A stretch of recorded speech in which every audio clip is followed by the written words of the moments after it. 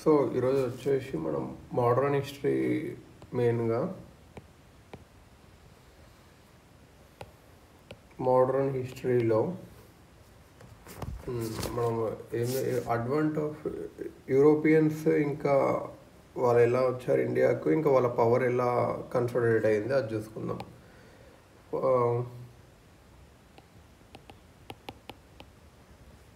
Advent of Europeans ఇండియాస్లోకి ఎలా వచ్చారు.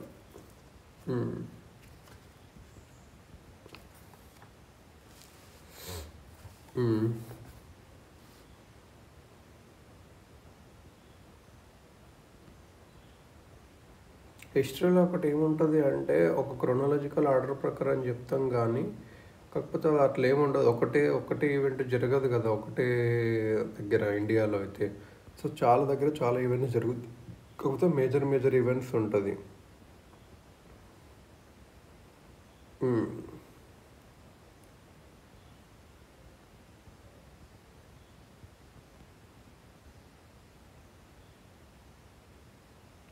Portuguese first వచ్చారు అన్నట్టు.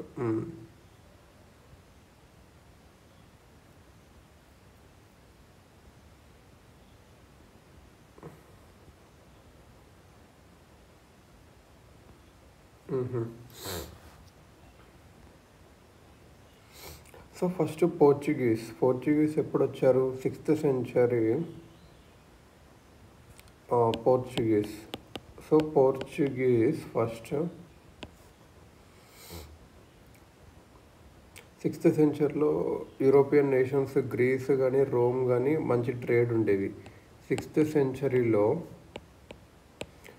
యూరోపియన్ నేషన్స్ లైక్ గ్రీస్ ఇంకా రోమ్ ఇవన్నీ మన ఇండియా దగ్గర మంచి ట్రేడ్ ఉండేవి, ట్రేడ్ కాంటాక్ట్స్ ఉండేది. కాకపోతే రోమ్ ఎంపైర్ తర్వాత డిక్లైన్ అయ్యింది. డిక్లైన్ అయిన తర్వాత డైరెక్ట్ కాంటాక్ట్ లేదు. 15th centuryలో ఈ కాంటాక్ట్ 15th centuryలో ఇది. సో 6th centuryలో వీళ్ళు ఉండే, అక్కడ రోమ్ డిక్లేర్ అయిన తర్వాత లేదు. తర్వాత 15th centuryలో వచ్చేసి పోర్చుగీస్. అంటే అప్రాక్సిమేట్లీ 9 centuries పట్టింది అన్నట్టు.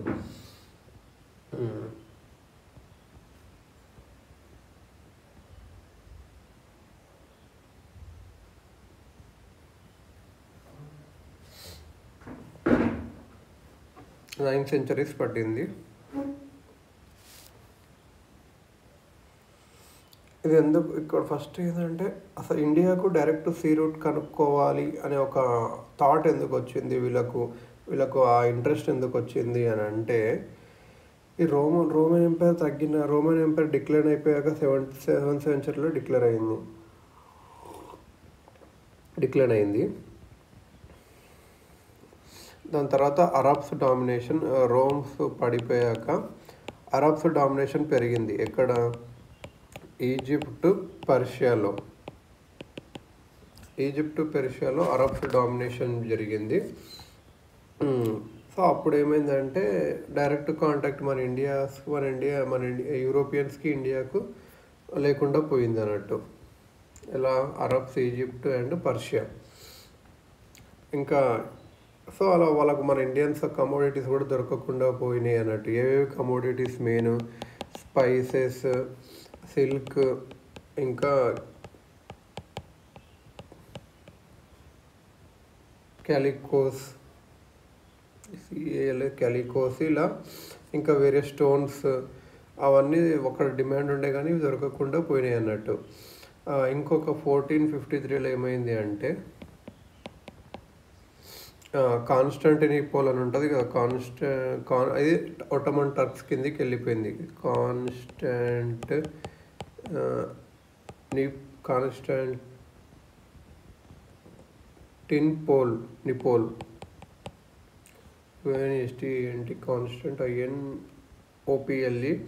ఇది ఎక్కడ? ఒట్టమన్ టర్క్స్ కిందికి వెళ్ళిపోయింది. ఒట్టమన్ టర్క్స్ వెళ్ళిపోయింది.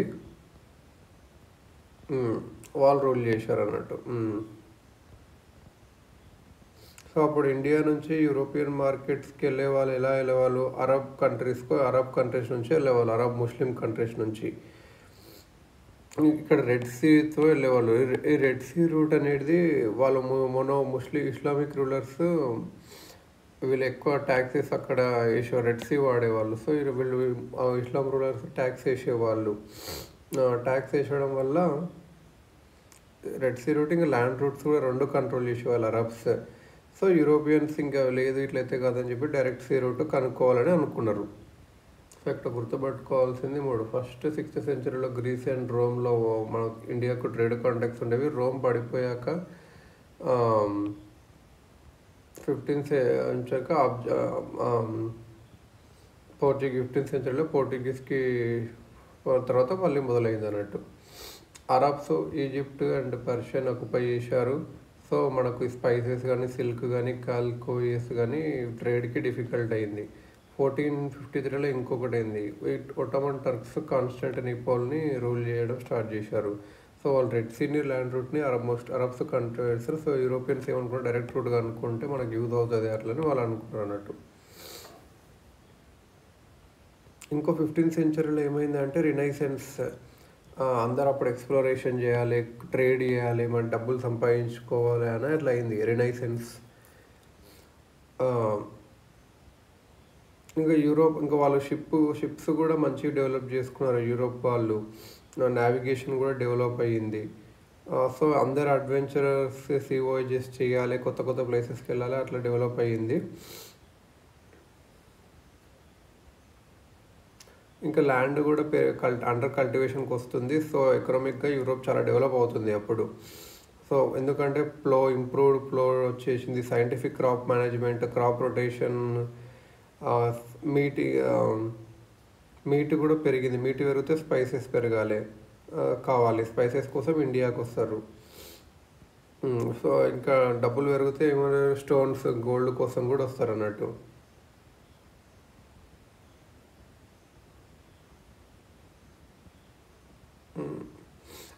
వెనీస్ ఇంకా జెనోవా ఇవి ఫస్ట్ వీళ్ళు ట్రేడ్ చేస్తుంటారు ఓరియంటల్ గుడ్స్కి, కానీ అది చాలా తక్కువ అయిపోయింది. ఒట్టమన్ టర్క్స్ దీన్ని అడ్వాంటేజ్గా తీసుకొని ఇంకా వాళ్ళు ఎక్స్ప్లోరేషన్ స్టార్ట్ చేశారు అన్నట్టు. ఇంకా నార్త్ యూరోపియన్స్ ఉంటారు కదా, వారు పోర్చుగల్కి స్పెయిన్కి మంచి డబ్బులు కానీ ఇంకా మెన్ కానీ ఇచ్చారన్నట్టు, మీరు చెయ్యండి. ఇంకా ఈ జినోస్ కూడా షిప్స్, ఇంకా జినోస్ వాళ్ళు షిప్స్ ఇంకా టెక్నాలజీ ఇవ్వడానికి కూడా రెడీగా అయ్యారు. మీరు రూట్ కనుక్కోండి అలా అని చెప్పి.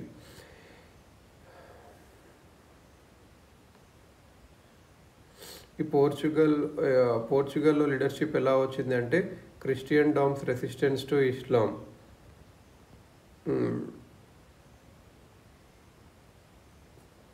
పోర్చుగల్లో Christendom's resistance to Islam ఉంటుండే.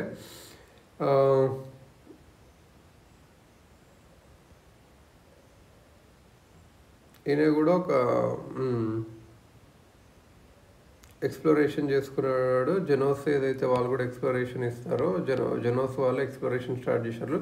అట్లా పోర్చుగల్లో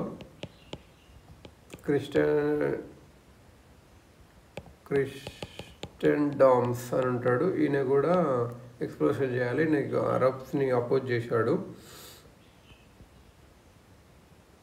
ఇంకొక అని ఉంటాడు ఇక్కడ,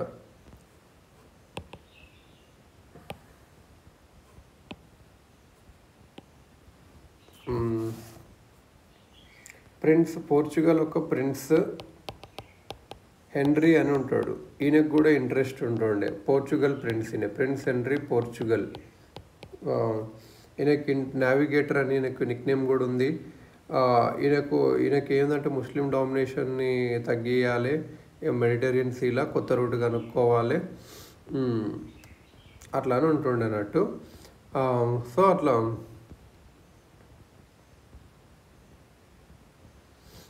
పోప్ నికోలస్ V ఉంటాడు కదా, పోప్ నికోలస్ V ప్రిన్స్ హెన్రీకి ఒక బుల్ 1454లో ఇచ్చాడు. అంటే ఒక రైట్ లాగా నావిగేట్ ద సీ టు వెళ్ళొచ్చు నువ్వు అని చెప్పి పోప్ నికోలస్ V ప్రిన్స్ హెన్రీకి చెప్పాడు అన్నట్టు.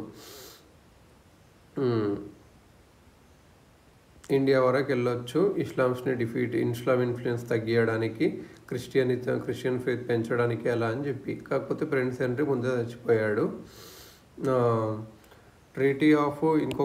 ఇక్కడ ఒక ట్రీటీ ఆఫ్ టోర్డెసిలాస్ ట్రీటీ కింద ఈ పోర్చుగల్ కానీ ఇంకా స్పెయిన్ రూలర్స్ కానీ వీళ్ళు ఏం చేశారు అంటే నాన్ క్రిస్టియన్ వరల్డ్ని, సో ట్రీటీ ఆఫ్ టోర్డెసిలాస్ అంటే అట్లా అనగా టోర్ అంటే చించడం అలా అని అంటాం కదా, టోర్డెసిలాస్ కింద నాన్ క్రిస్టియన్ వరల్డ్ని ఒక ఇమాజినరీ లైన్తో డివైడ్ చేశారు. ఆ ఇమాజినరీ ఎక్కడ ఉంటుంది, అట్లాంటిక్ లైన్లో ఉంటుంది. 1300 miles west of Cape Verde islands. ఈ పోర్చుగల్ ఏం చేస్తుంది అంటే ఈస్ట్ అంతా పోర్చుగల్ కిందికి వస్తుంది. ఆ ఇమాజినరీ లైన్ అట్లాంటిక్లో ఉన్నది. స్పెయిన్ ఉన్నదంతా వెస్ట్కి. పోర్చుగల్ స్పెయిన్ ఇదేమో east west, Portugal Spain east west అలా వాళ్ళు చేసుకున్నారు అన్నట్టు. సో ఇలా పోర్చుగల్స్కి ఏమైంది, ఇప్పుడు ఇండియా ఉన్న వాటర్స్కి వీళ్ళ కంట్రోల్ వచ్చేవి.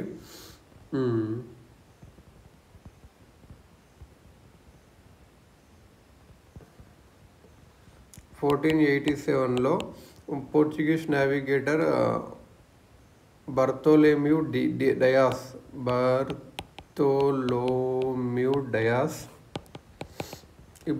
డయాస్ కేప్ ఆఫ్ గుడ్ హోప్ని రౌండ్ చేశాడు. Cape of Good Hope in Africa. Good Hope in ఆఫ్రికాలో దీన్ని ఇక్కడికి వరకు వెళ్ళాడు, ఈస్టర్న్ కోస్ట్ వరకు వచ్చాడు అన్నట్టు.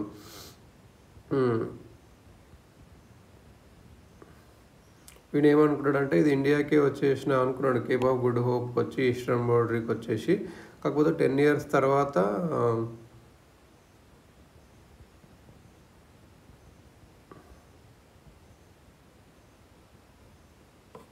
10 years తర్వాతనే వచ్చారు. కాకపోతే ఇది రాంగ్. ఇది 1497 ఒక ఎక్స్పిడిషన్ మొదలైంది, పోర్చుగీస్ షిప్ ఇండియా కోసం. అది ఇండియాలో వచ్చింది 11 monthsలో వచ్చింది. 11 monthsలో వచ్చి 1498లో వచ్చారన్నట్టు యాక్చువల్గా అయితే. కాకపోతే కేప్ ఆఫ్ గుడ్ హోప్కి Bartholomew Dias Cape of Good హోప్కు తిరిగాడు, కానీ అది ఇండియా అనుకున్నాడు, కానీ అది రాంగ్ అన్నట్టు. ఇక్కడ వాస్కోడ గామా కింద 3 ships వచ్చాయి. ఎవరు రేడ్ చేశారు, గుజరాతీ పైలట్ నేమ్ ఇది అబ్దుల్ మజీద్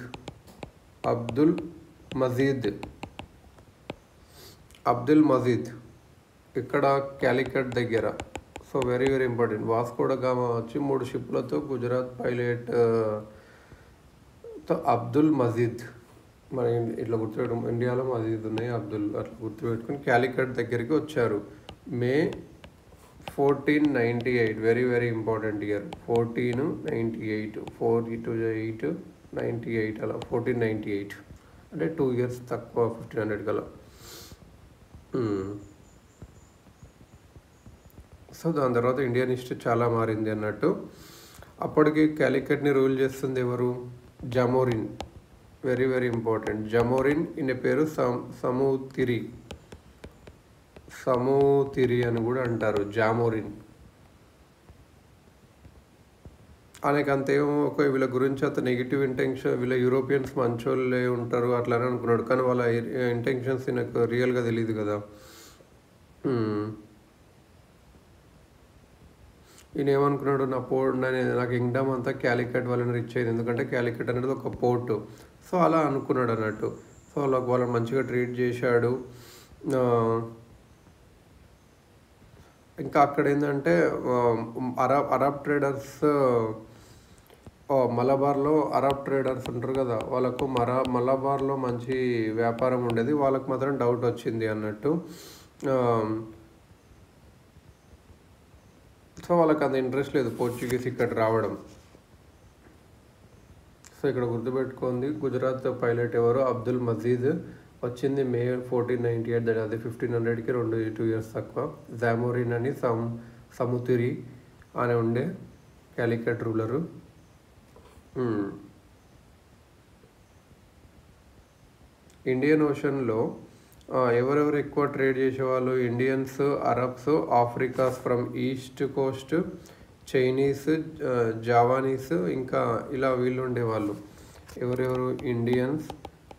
ఇండియన్ ఓషన్లో Arabs, Africans from east coast, Chinese, Javanese వీళ్ళు రూల్ చేసేవాళ్ళు. వీళ్ళందరూ కొన్ని రూల్స్ పెట్టుకున్నారు. ఆ రూల్స్ ప్రకారం నడుచుకునే వాళ్ళు. సో వాళ్ళు ఎవరు డామినేట్ చేయకూడదని అనుకున్నారు. పోర్చుగీస్ మాత్రం వాళ్ళకి మోనోపలైజ్ చేయాలి, ఎందుకంటే వాళ్ళకు డబ్బుల మీద ఎక్కువ ఉంది కాబట్టి పోర్చుగీస్ అలా వాళ్ళు వేయాలనుకున్నారు.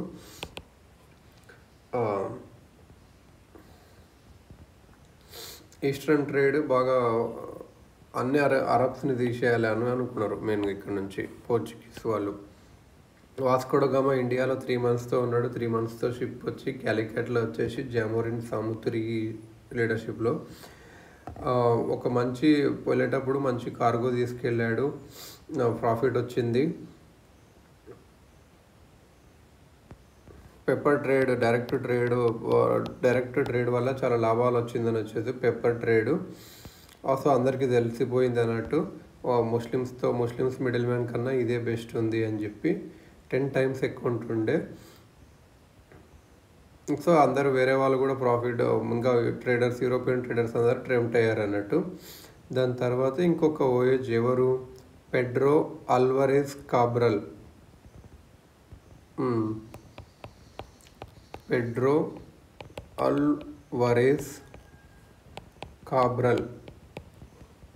పెడ్రో అల్వరేజ్ కాబ్రల్ వీళ్ళ ఒక ఓయేజ్ స్టార్ట్ చేశాడు. ఈయన ఫ్యాక్టరీ పెట్టాడు, వచ్చేసి ఏకంగా వచ్చి ఫ్యాక్టరీ క్యాలికట్లో పెట్టాడు. సెప్టెంబర్ 1500లో వచ్చాడు. సెప్టెంబర్ 1500 వచ్చాడు. నేగా క్యాప్టో పెట్టారు. ఎవరు? పెడ్రో అల్వరేజ్ కాబ్రల్ అనేటనే ఊరికే కాబ్రల్ అనేటనే ఒక ఫ్యాక్టరీ పెట్టాడు. ఇది పెట్రో ఫ్యాక్టరీ ఇట్లా గుర్తుపెట్టుకోవచ్చు. పెట్రో అంటే ఒక ఫ్యాక్టరీ, PEFA ఫ్యాక్టరీ పెట్టాడు క్యాలికట్ దగ్గర, ఫస్ట్ ఫ్యాక్టరీ. అప్పుడు ఏమైంది అంటే ఒక కాన్ఫ్లిక్ట్ జరిగింది. లోకల్స్ అటాక్ చేశారు, పోర్చుగీస్ చనిపోయారు. ఇప్పుడు ఇంకా పోర్చుగీస్ చనిపోతే రిటైలేషన్లో ఈ కాబ్రోల్ ఏం చేశాడు? అరబ్ మర్చెంట్స్ షిప్స్ని సీజ్ చేశాడు, వాళ్ళ క్రూని చంపేశాడు, వాళ్ళ కార్గోని కాన్ఫిస్కేట్ చేశాడు, షిప్స్ని అలా అన్నీ చేశాడు. సో అక్కడ అయిందన్నట్టు. సో అలా క్యాలికట్ వాస్ అంతా డిస్ట్రాయ్ అయింది కాబ్రల్ వల్ల. కాబ్రల్ అనేవాడు గెలిచాడు అన్నట్టు, మంచి ట్రీటీస్ చేసుకొని కొచ్చిన్తో, కెననీర్తో. కాబ్రల్ ఎవరితో ట్రీటీ చేశారు? See for కాబ్రాల్, Cochin and Cannanore,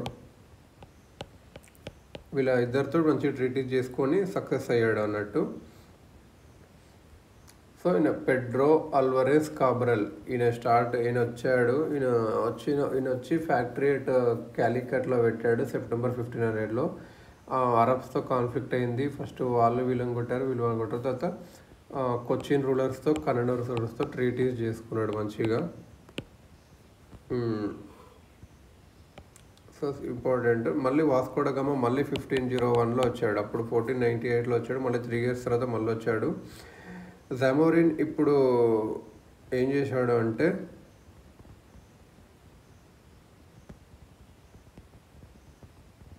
decline to exclude Arab మర్చెంట్స్ని తీసేయాలి అట్లానే అనుకోలేదు Zamorin. In favour of the Portuguese.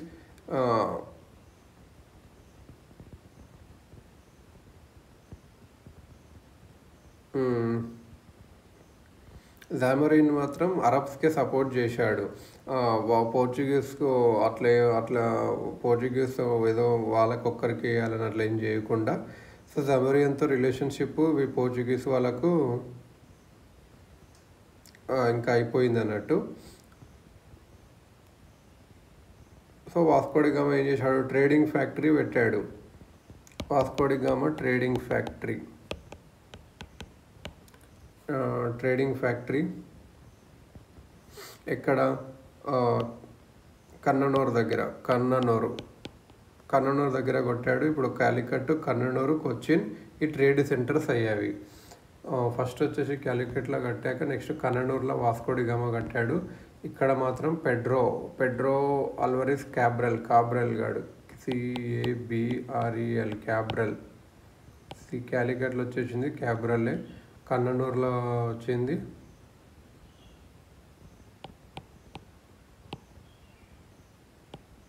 క్యాబ్రెల్.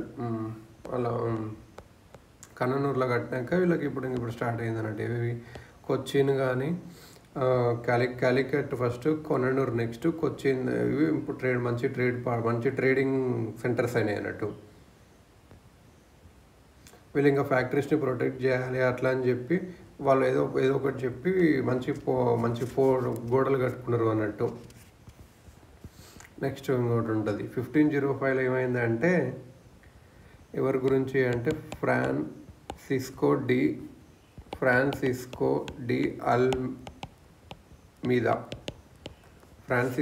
అల్మీదా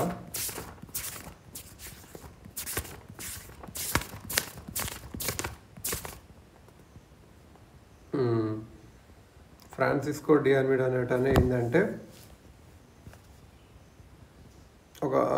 ఈయన ఎవరు అంటే పోర్చుగల్ కింగ్ ఒక గవర్నరీ పెట్టాడు ఇండియాలో 3 year టర్మ్తో. 3 year టర్మ్తో మంచి ఒక ఆర్మీని కూడా ఇచ్చాడు.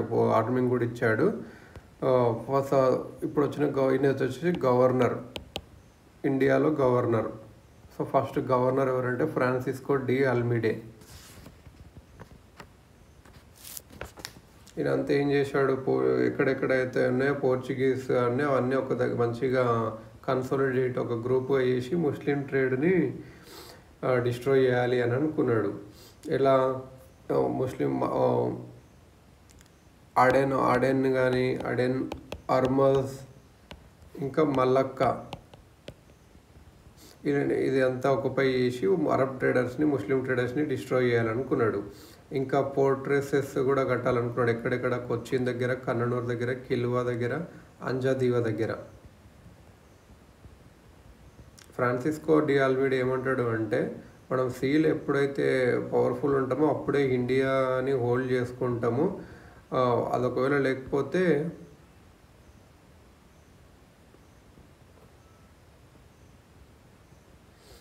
కొంచెం ఫోర్ట్రెస్ చేసుకోవడం వలన మంచిగా ఉంటుంది అట్లా అని చెప్తాడు అన్నట్టు.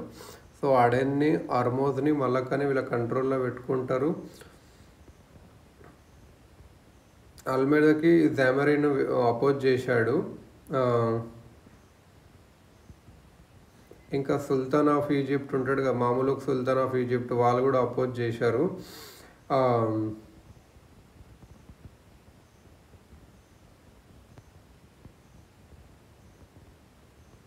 ఇంకా మర్చెంట్స్ ఆఫ్ వెనిస్ ఎవరెవరు ఇల్లు చేశారు, జామోరిన్, ఇంకా Mamluk sultan of Egypt మామూలిక్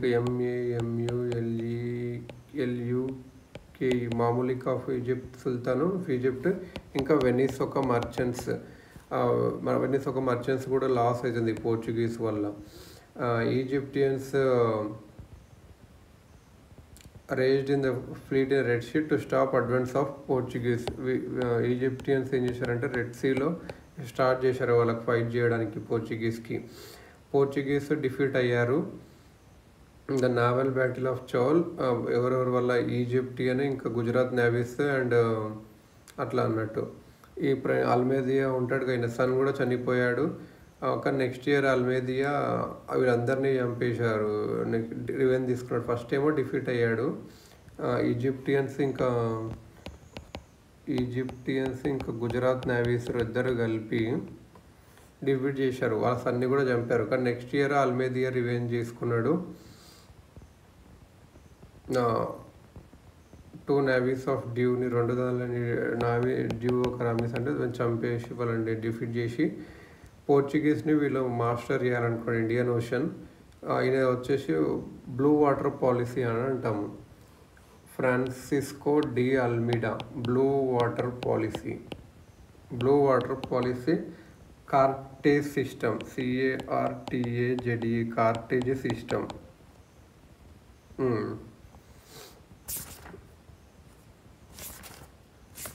Carthage system. So అలా గవర్నర్స్ కూడా ఉండ్రి. దాని తర్వాత ఆల్ఫోన్సో డి అల్బకర్, ఇంకో దాని తర్వాత నూనో డా చున్హా. వీళ్ళు పోర్చుగీస్ ఒక ముగ్గురు గవర్నర్స్.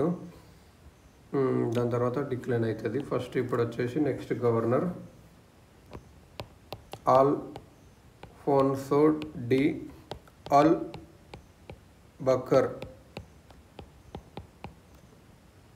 అల్బకర్క్యూ.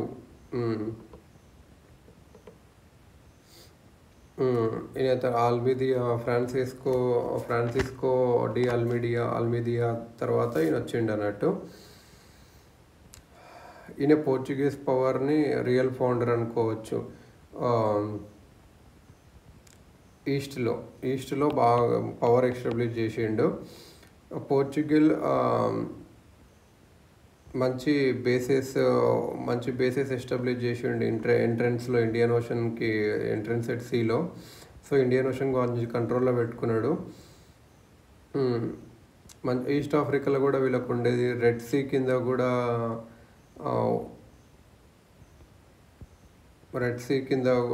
హార్మస్ కాడ కూడా, మలబార్ కాడ కూడా, మలక్కా దగ్గర కూడా వీళ్ళకి మంచి స్ట్రెంగ్త్ ఎక్స్ప్లెయిన్ చేసిండ్రు. అల్బకర్క్యూ కింద ఏమైంది అంటే పర్మిట్ సిస్టమ్ ఇచ్చారు. సో పర్మిట్ సిస్టమ్ షిప్స్కి కానీ ఇంకా అందరికీ అట్లా మేజర్ షిప్ బిల్డింగ్ సెంటర్స్ కానీ వీళ్ళందరికీ పర్మిషన్ ఇచ్చి వీళ్ళ కంట్రోల్ గల్ఫ్లో ఇంకా రెడ్ సీలో టింబర్ లేకుంటుంది కాబట్టి సో వాళ్ళు ఏం చేయలేకపోయినరు. గల్ఫ్లో ఇంకా రెడ్ సీ దగ్గర టింబర్ లేదు. సో వాళ్ళు ఫెయిల్ అయ్యారు. వీళ్ళు పోర్చుగీస్ మంచిగా వస్తుంది. అల్బకర్క్యూ సుల్తాన్ ఆఫ్ బీజాపూర్ నుంచి గోవా ఆక్యుపై చేశాడు. Goa from sultan of Bijapur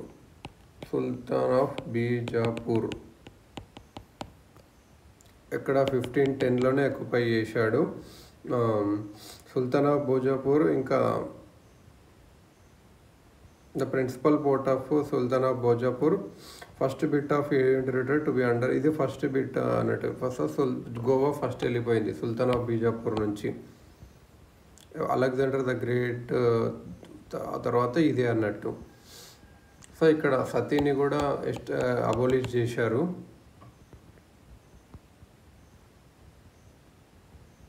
వీళ్ళు ఇక్కడ లోకల్ వైఫ్స్ని కూడా తీసుకున్నారు. లోకల్ వైఫ్స్ని విలేజ్ ల్యాండ్ లార్డ్స్ లాగా గోవాలో ఇంకా ప్రొవిన్స్ ఆఫ్ నార్త్లో ఎస్టాబ్లిష్ అయ్యారు. కొత్త రోడ్స్ వేసి ఇరిగేషన్ వర్క్స్ స్టార్ట్ చేసి ఇక్కడ టొబాకోని ఇంట్రడ్యూస్ చేశారు. సో టొబాకోని ఇంట్రడ్యూస్ చేసింది ఎవరు అంటే పోర్చుగీస్. క్యాష్యూ నట్ని కూడా ఇంట్రడ్యూస్ చేశారు. అందుకే గోవాలో ఇప్పటికి కూడా క్యాష్యూ నట్ ఉంటుంది. ఇంకా కోకోనట్ కొంచెం వెరైటీస్ కూడా ఇంట్రడ్యూస్ చేశారు. కోయిర్ రిగ్గింగ్ కానీ కార్డేజ్కి కోకోనట్ని ఆర్టిషన్స్గా సెటిల్ అయ్యారు కొంతమంది. వీళ్ళందరూ ఇక్కడ ఉండాలని వచ్చారు, పోర్చుగల్ ఉండడం కన్నా అట్లా అన్నట్టు. So tobacco, cashew nut introduce చేసింది పోర్చుగీస్. ఎవరు? Alfonso de Albuquerque. నెక్స్ట్ వచ్చేసి నూనో దా చున్హా వచ్చిండు.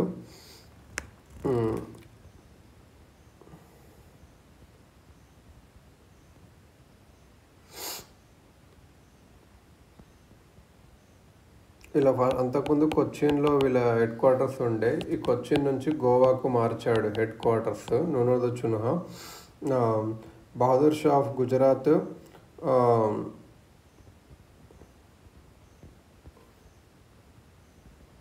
ఇక్కడ బహదూర్ షా అని ఉంటాడు. బహదూర్ షా ఆఫ్ గుజరాత్. ఈయన ఎవరితో కొట్లాడుతుండే అప్పట్లో? హుమాయూన్తో కొట్లాడుతుండే. మొఘల్ ఎంపరర్ హుమాయూన్తో కొట్లాడుతుంటే ఇక్కడ నునోదు చన్హా పోర్చుగీస్ హెల్ప్ చూసుకున్నాడు. ఏమి ఇచ్చిండు, ఐలాండ్ ఆఫ్ బసేన్ ఇచ్చి అండ్ ఇంకా with its dependencies and revenue BASSEIN island of Bahadur Shah of Gujarat. ఎప్పుడైతే హుమాయూన్తో మొఘల్తో ఫైట్ చేస్తున్నాడో పోర్చుగీస్ హెల్ప్ తీసుకొని వాళ్ళకు ఐలాండ్ ఆఫ్ బసేన్ ఇచ్చి హెల్ప్ తీసుకున్నాడు. ఒక డియూలో ఒక బేస్ కూడా కట్టేస్తా అట్లా అని చెప్పాడు అన్నట్టు.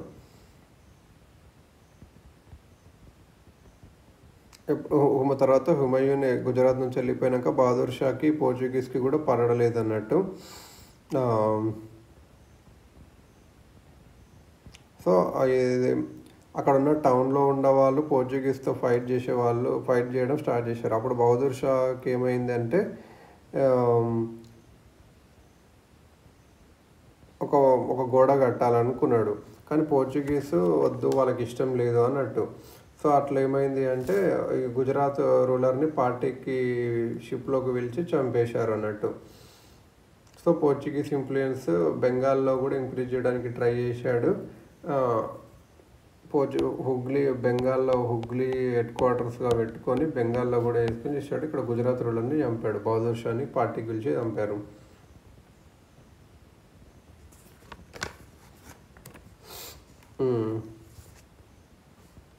సో ఇలా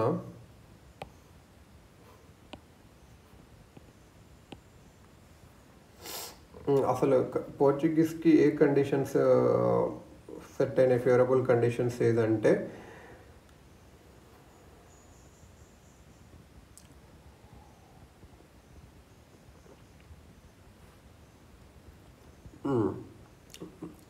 ఇక్కడ అప్పుడు ఏమైంది అంటే గుజరాత్ తప్ప మిగతాదంతా డివైడ్ అయి ఉంటుంది చిన్న చిన్న పవర్స్తోన. డెక్కన్లో బహమనీ కింగ్డము స్మాల్ పీస్గా అయ్యింది. ఏ దానికి నేవీ అంత ఉండేది కాదు ఎక్కువ. సో వాళ్ళ నేవల్ స్ట్రెంత్ కూడా డెవలప్ చేసుకోరని కూడా అనలేరు.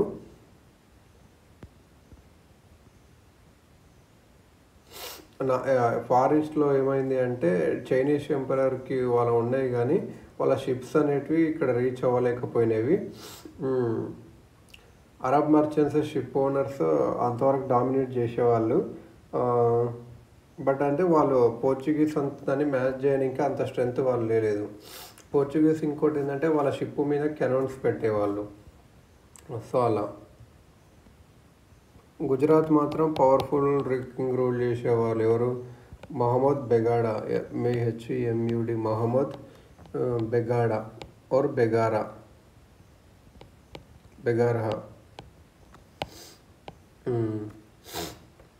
అలా ఉండేది అన్నట్టు.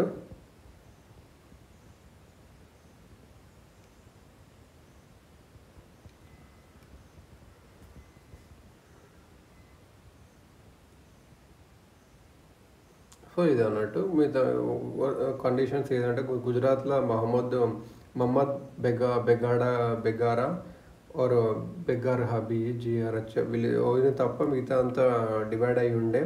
డెక్కన్లో బహామనీ కింగ్డమ్ కూడా అంత బ్రేక్ అవుతుంది అప్పుడే. సో అలా ఇప్పుడు పోర్చుగీస్ ఒక స్టేట్ చూద్దాం అంటే ఎలా ఉండే ఏంది అనేది. పోర్చుగీస్ స్టేటు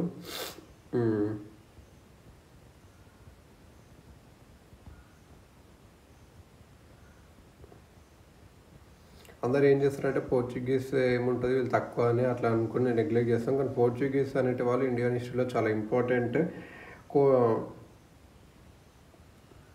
50 years వాస్కోడగామ వచ్చాక చాలా కోస్ట్స్ వాళ్ళ కంట్రోల్లోకి వచ్చేవి. 60 miles ఆఫ్ కోస్ట్ అరౌండ్ గోవాని ఆక్యుపై చేశారు. వెస్ట్లో ముంబై టు దమన్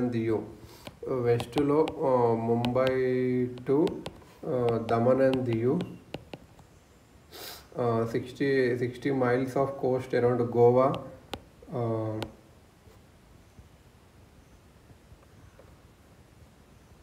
అప్రోచెస్ గుజరాత్ వరకు ఉంటుంది, అక్కడ వరకు వెళ్ళారు. వీళ్ళు ఒక నారో ట్రాక్ని ఉంటుంది కదా ఆర్చి రూట్, అది కంట్రోల్ చేసేవాళ్ళు. పోర్ట్స్ కానీ సౌత్లో వచ్చేసి ఒక సీ పోర్ట్ ఫోర్ట్రెసెస్ ఉండేవి, ట్రేడింగ్ పోస్ట్లు ఉండేవి. ట్రేడింగ్ పోస్ట్, సీ పోర్ట్ ఫోర్ట్రెసెస్ అంటే సీ పోర్ట్ దగ్గర మంచి మంచి బిల్డింగ్స్ ఉండేవి, ట్రేడింగ్ పోస్టులు ఉండేవి. ఎక్కడ ఉండేది? సౌత్లో మంగళూరు, కెన్ననూరు, కొచ్చిన్, కలకత్తా. కెన్ననూరు, కొచ్చిన్, కోల్కత్తా. నాట్ కోల్కత్తా, క్యాలికట్, నాట్ కోల్కత్తా కాదు, కోల్కత్తా.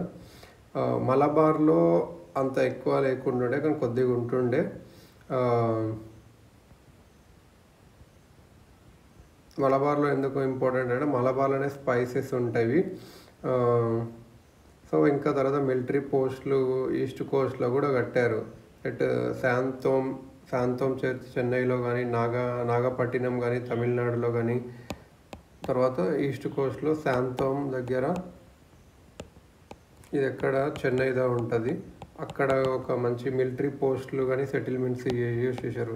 నాగపట్టినం దగ్గర కూడా. తర్వాత హుగ్లీలో కూడా కొద్దిగా డెవలప్ అయ్యారు. గోవాకు ఇంకా వీళ్ళప్పుడు గోవాను రూల్ చేసేవాళ్ళు కదా. గోవాకు వీళ్ళకు ఎన్వాయిస్, అంబాసిడర్స్ పంపేవాళ్ళు అన్నట్టు. గోవా అండ్ డెక్కన్ సుల్తాన్స్లో ఒక ట్రీటీ సైన్ అయింది.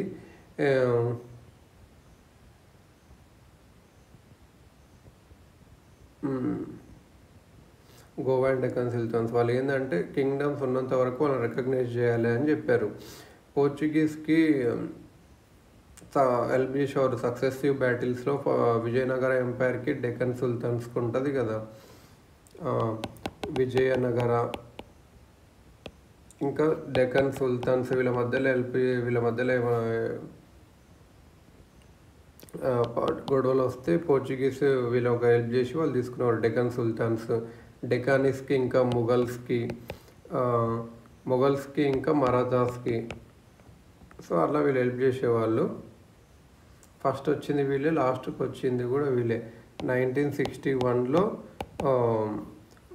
గవర్నమెంట్ ఆఫ్ ఇండియా గోవాని, డమన్ అండ్ డియూని తీసుకుంది అన్నట్టు వీళ్ళ నుంచి. సో వీళ్ళది లాస్ట్ వెళ్ళింది. హెడ్ ఆఫ్ పోర్చుగీస్ ఎలా అడ్మినిస్ట్రేషన్ చేశారంటే వాయిస్రాయ్ ఉండేవాడు, హెడ్ ఆఫ్ అడ్మినిస్ట్రేషన్ 3 years ఉండేది. ఇంకా సెక్రటరీతో, ఇంకా ఈ కౌన్సిల్, ఫస్ట్ ఒక సెక్రటరీతో రూల్ చేసేవాడు, తర్వాత కౌన్సిల్ పెట్టుకున్నాడు.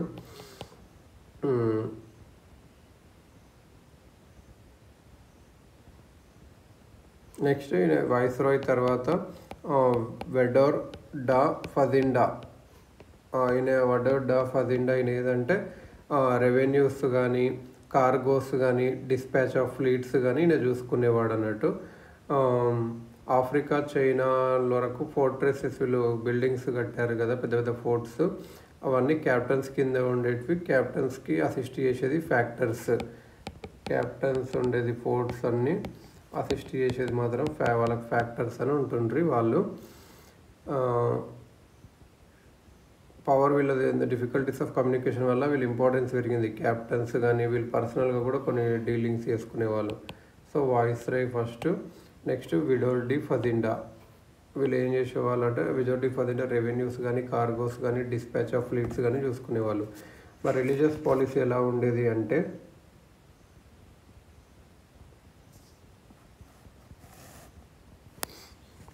ఆఫ్రికాలో మూర్స్ వీళ్ళ ప్రధాన ఎనిమిలు, అరబ్స్ కూడా వీళ్ళ ఎనిమిలు. సో వీళ్ళకి ఏమైంది అంటే ఇది ఆఫ్రికాలో వీళ్ళకు ఎప్పుడైతే ఈస్ట్లో వచ్చారో వీళ్ళు క్రిస్టియానిటీ ప్రమోట్ చేయాలని వచ్చేసారు. సో ముస్లిమ్స్ని పర్సిక్యూట్ కూడా చేశారు. ముస్లిమ్స్కి వీళ్ళు అంత టాలరేట్ చేసేవాళ్ళు కాదు. హిందూస్కి ఫస్ట్లో టాలరేట్ ఉండేది. కాకపోతే ఏదంటే ఇంకా లాస్ట్ ఇంకా గోవాలో వచ్చాక ఇది మారింది. హిందూస్ కూడా పర్సిక్యూట్ అయ్యారు.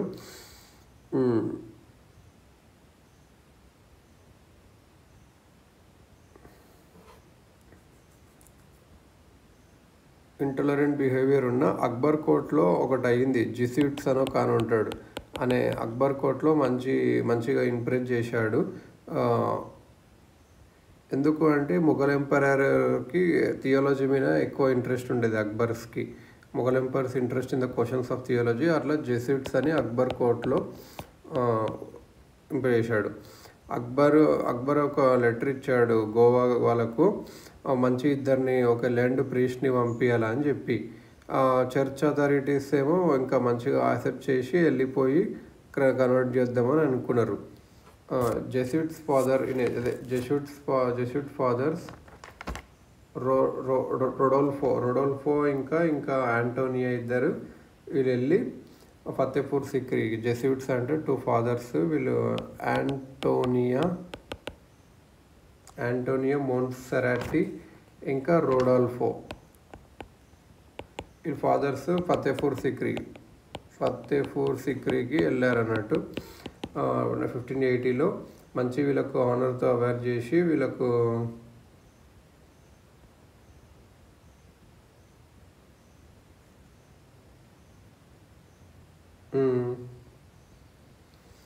వీళ్ళకి ఫతేపూర్ సిక్రీలో వచ్చి అక్బర్తో మాట్లాడారు.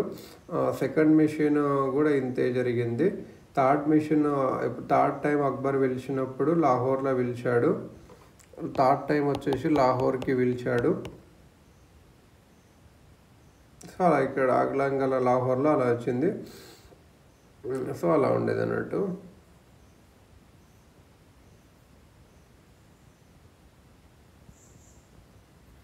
సో థర్డ్ టైం వెళ్ళింది జేవియర్, ఎమాన్యుయల్, వాళ్ళ లెటర్స్ ఇప్పుడు బాగా యూజ్ జరిగినట్టు.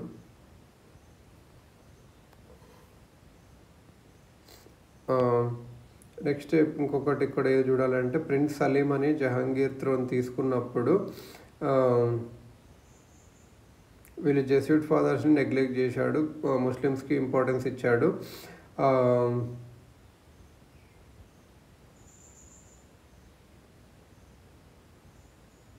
దాని తర్వాత కొన్ని రోజులు గొడవలు పడ్డాక తర్వాత మళ్ళీ రెన్యూ చేశాడు 1660లో. మంచి ఒక లాహోర్లో ఒక చర్చ్ కట్టారు. అది చర్చ్ ఉండడానికి ఓకే అని చెప్పి పర్మిషన్ ఇచ్చాడు prince Saleem. Collegium of priest కూడా ఉండొచ్చు అని చెప్పి అలా అన్నాడు. బ్యాప్టిజమ్స్ ఆగ్రాలో చాలా జరిగేవి. పబ్లిక్గా మంచి లిబర్టీతో ఉండేవాళ్ళు. జహాంగీర్ కండక్ట్ జెస్యూట్స్కి వచ్చి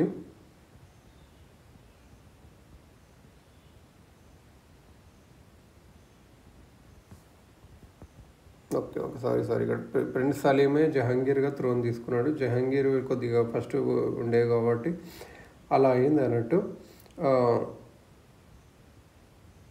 జహాంగీర్ కండక్ట్ చూసి వీళ్ళు ఏమనుకున్నారంటే, జెస్యూట్ వాళ్ళు మేము క్రిస్టియన్లోకి మారుస్తాము అందరినీ అని అన్నారు. కాకపోతే ఈ పోర్చుగీస్ మరి ఒక్క ఎవరేం చేయడం మొఘల్స్కి రిఫ్ట్ వచ్చింది అన్నట్టు.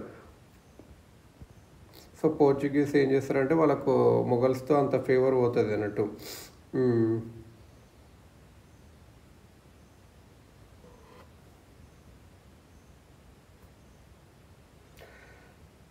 కెప్టెన్ విలియం హాకిన్స్ అనేటానే ఇంగ్లాండ్ నుంచి వస్తాడు ఒక లెటర్ తీసుకొని. ఎవరి నుంచి? James I king of England నుంచి ముఘల్ కోర్టుకు తీసుకొస్తాడు, మేము బిజినెస్ చేయడానికి అని చెప్పని.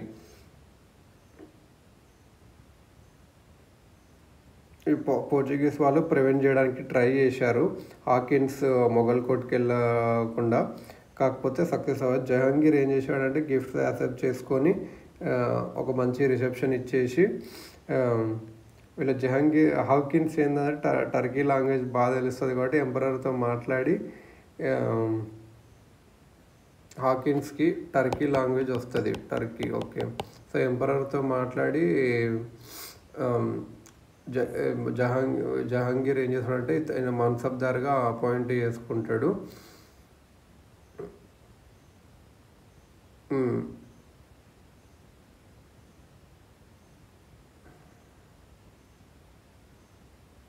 జహాంగీర్ ఒక ఆర్మేనియన్ క్రిస్టియన్ అని ఒక ఉంటాడు, ఆర్మేనియన్ క్రిస్టియన్ ముబారక్ షాని వాళ్ళ కూతుర్ని పెళ్ళి చేసుకుంటాడు. సో వీళ్ళకు ట్రేడింగ్ గ్రాంట్ ఇవ్వడం వల్ల పోర్చుగీస్కి నచ్చలేదు. కొన్ని నెగోషియేషన్స్ వల్ల పోర్చుగీస్కి మొఘల్ ఎంపైర్కి గొడవ స్టార్ట్ అయింది. ఈ పోర్చుగీస్ ఇంగ్లీష్ షిప్స్ని ఆపాలని చూశారు సూరత్కి రాకుండా. Field Hawkins left Mughals. దాని తర్వాత విలియం హాకిన్స్ వెళ్ళిపోయాడు అన్నట్టు. జేమ్స్ వన్ నుంచి వచ్చిన విలియం హాకిన్స్ వెళ్ళిపోయాడు పోర్చుగీస్ని డిఫీట్ చేయలేకుండా.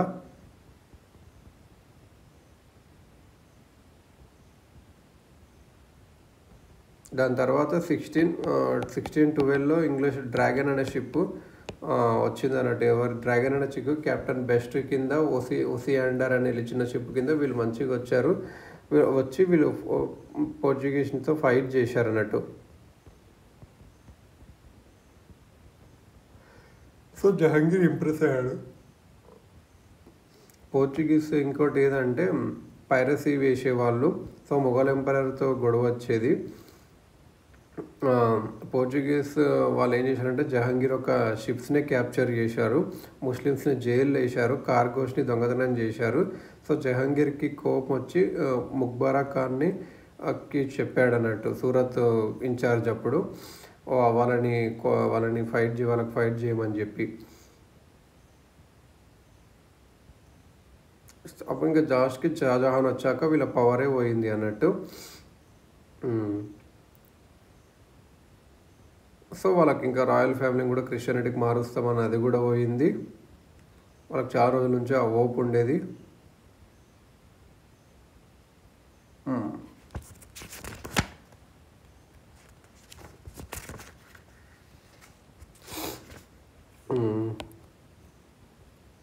నెక్స్ట్ హుగ్లీని క్యాప్చర్ ఎట్లా చేశారు అంటే ఒక ఇంపీరియల్ ఫర్మాన్ వచ్చింది వీళ్ళకు. ఫర్మాన్ ఏదొచ్చింది, సర్కా అని ఒక ఫర్మాన్. సో వీళ్ళు ఇంకా ఎక్కడ సెటిల్ అవ్వడానికి short distance from Satgaon and Bengal river bank పైన సెటిల్ అవ్వచ్చు అని వచ్చింది.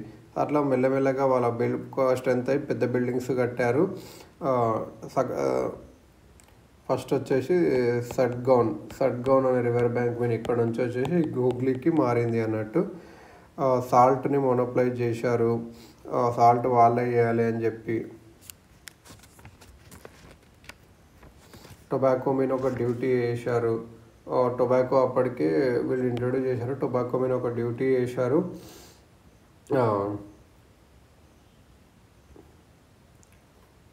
వీళ్ళు స్లేవ్ ట్రేడ్ కూడా స్టార్ట్ చేశారు. హిందూస్ని క్యాప్చర్ చేసి, ముస్లిం చిల్డ్రన్ హిందూ ఇద్దరిని క్యాప్చర్ చేసి క్రిస్టియన్స్ లాగా పెంచి వాళ్ళని స్లేవ్స్గా కూడా చేశారు. ముంతాజ్ మహల్లో పనిచేసే ఇద్దరు గర్ల్స్ని కూడా వీళ్ళు స్లేవ్స్గా చేసుకున్నారు. సో అప్పుడు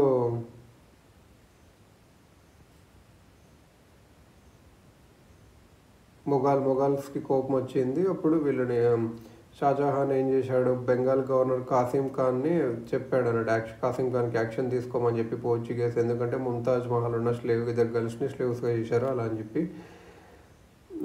సో లాస్ట్కి పోర్చుగీస్ వెళ్ళిపోవాల్సి వచ్చింది.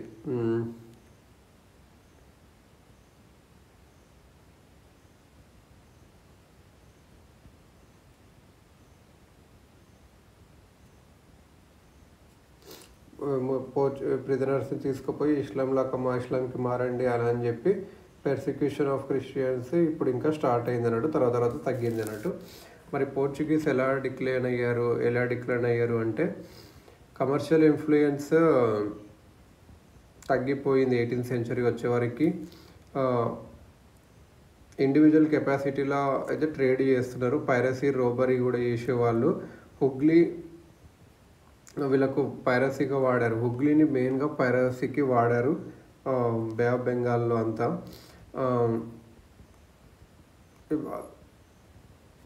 ఇంకా లోకల్గా ఏదైతే వీళ్ళకు ముందు ఫేవర్గా ఉండేనో అవన్నీ సిట్యువేషన్స్ చేంజ్ అయ్యేవి. ఎందుకు అంటే ఈజిప్ట్లో కానీ పర్షియాలో కానీ నార్త్ ఇండియా కానీ మంచి మంచి కింగ్డమ్స్ వచ్చేవి. ఇంకా మరాఠాస్ అప్పటికి రైజ్ అయ్యారు. సో మరాఠాస్ వీళ్ళు సాల్సెట్ అండ్ బేసిన్ని పోర్చుగీస్ నుంచి ఆక్యుపై చేశారు. Religious policies, activities of Jesuits అంతా వీళ్ళకి భయాన్ని కన్వర్టించింది.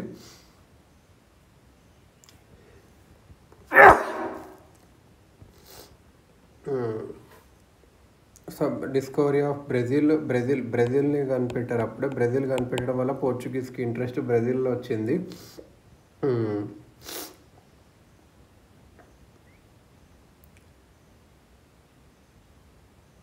అప్పటికి స్పెయిన్ పోర్చుగల్ ఉంటాయి కదా, అవన్నీ వాళ్ళు కూడా గొడవ పడుతూ స్టార్ట్ అయినరు. ఇంగ్లాండ్తో హాలాండ్తో కూడా గొడవలు స్టార్ట్ అయినాయి. సో పోర్చుగీస్ మోనోపలి తగ్గిపోయింది.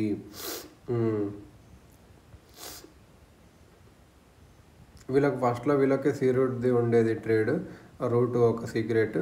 దాని తర్వాత డచ్కి ఇంగ్లీష్కి తెలిసిపోయింది, వాళ్ళు నేర్చుకున్నారు కాబట్టి వాళ్ళకి తెలిసిపోయింది.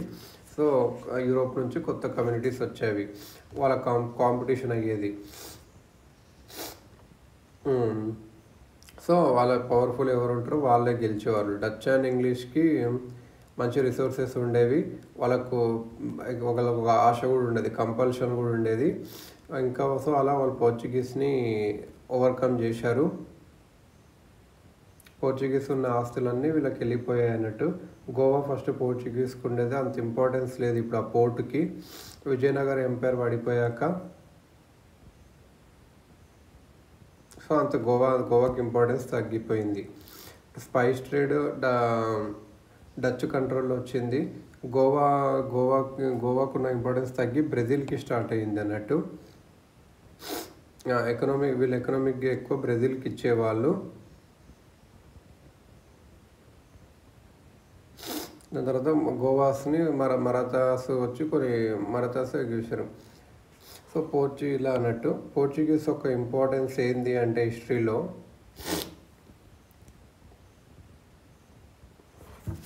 వీళ్ళు వచ్చడం వల్లనే యూరోపియన్ ఎరా స్టార్ట్ అయ్యింది. నావల్ పవర్ కూడా మంచిగా స్టార్ట్ అయింది.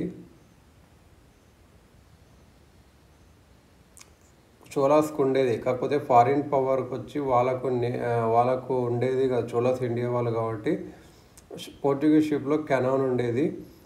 సో ఇలా వాళ్ళు మంచి ట్రేడ్గా మంచి ట్రేడ్ చేసేవాళ్ళు, భయపెట్టి ఫోర్స్ని వాడి వాళ్ళు పోర్చుగీస్ వాళ్ళ రూల్స్ తప్ప ఇంకే రూల్స్ ఫాలో అయ్యేటి వాళ్ళు కాదు. Indian ocean trading system, Indian ఓషన్లో వాళ్ళకి నాలెడ్జ్ వల్ల మంచి మేమే ఎదిగిపోవాలి అట్లా అనుకునేవాళ్ళు. మిలిటరీ ఇన్నోవేషన్ జరిగేది, బాడీ ఆర్మర్ వేసుకునేవారు, మ్యాచ్ లాక్ మెన్ గన్స్ ఉండేది.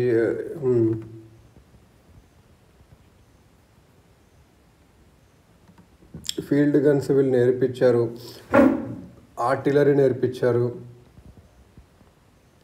Drilling groups of infantry, drilling గ్రూప్స్గా అట్లా పెట్టేవాళ్ళు.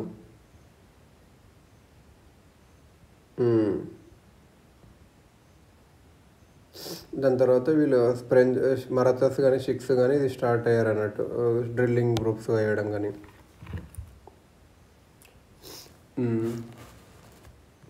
వీళ్ళు మంచి షిప్ నాలెడ్జ్ ఉండేది, మల్టీ డెక్డ్ షిప్స్ ఉండేటివి. Atlantic gales rather than run before the regular monsoons, అప్పుడు కాకుండా ఎప్పుడైనా పోవడానికి వస్తుంది.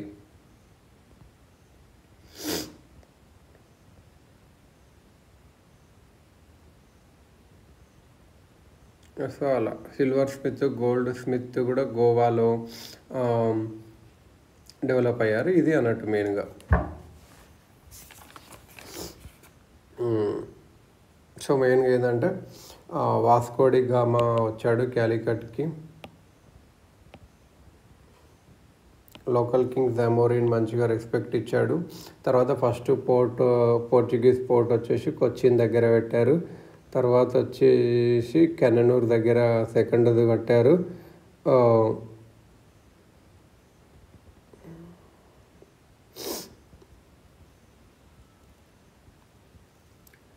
గుజరాత్ని, ఈజిప్ట్ని, జమోరిన్ని డిఫీట్ చేశాడు గవర్నర్ ఫ్రాన్సిస్కో ఆల్మీడో. ఆల్ఫోన్సో బకారా వచ్చేసి గోవాని క్యాప్చర్ చేశాడు బీజాపూర్ నుంచి. గోవా వీళ్ళ క్యాపిటల్గా అనుకున్నారు. సబ్జుగేషన్ ఆఫ్ డ్యూ జరిగింది. పోర్చుగీస్ డమాన్ని క్యాప్చర్ చేశారు. డచ్ వీళ్ళని సౌత్ ఈస్ట్ ఏషియా నుంచి పంపించేశారు. సూరత్ ఇంగ్లీష్కి వెళ్ళిపోయింది. డచ్ ఇంకా పోర్చుగీస్ మలబార్లో ఉన్న పోస్టులన్నీ వచ్చింది